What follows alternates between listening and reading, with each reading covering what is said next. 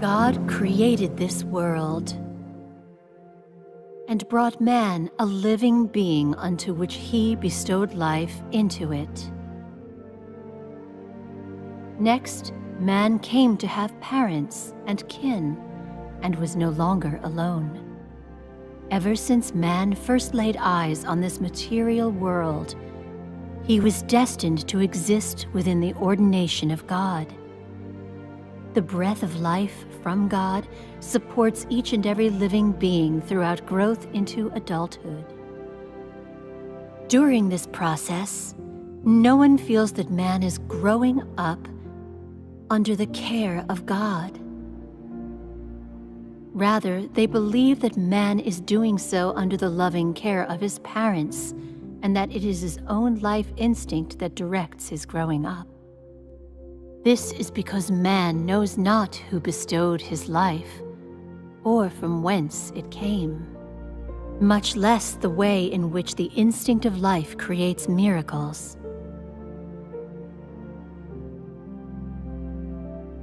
He knows only that food is the basis on which his life continues, that perseverance is the source of his existence, and that the beliefs in his mind are the capital upon which his survival depends. Of God's grace and provision, man is utterly oblivious, and thus does he fritter away the life bestowed upon him by God. Not a single one of this humanity that God cares for day and night takes it upon themselves to worship him. God only continues to work on man, for whom he holds out no expectations, as he has planned.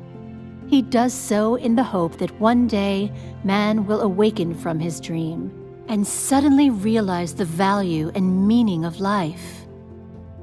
The price God paid for all that he has given him, and the eager solicitude with which God waits for man to turn back to him.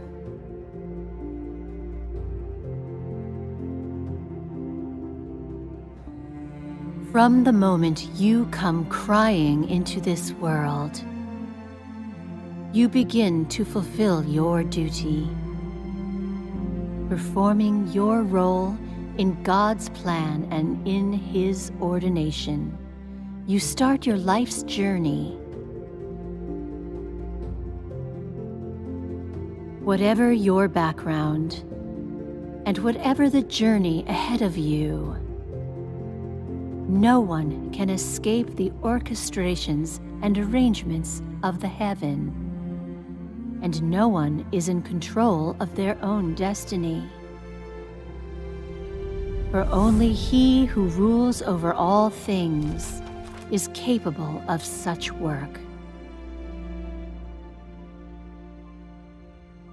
Since the day man came into existence, God has ever worked thus, managing the universe, directing the rules of change for all things and the trajectory of their movement. Like all things, man is quietly and unknowingly nourished by the sweetness and rain and dew from God. Like all things, man unknowingly lives beneath the orchestration of God's hand. Man's heart and spirit are held in the hand of God. Everything of his life is beheld in the eyes of God. Regardless of whether or not you believe this, any and all things, whether living or dead, will shift, change, renew, and disappear in accordance with God's thoughts. Such is the way in which God presides over all things.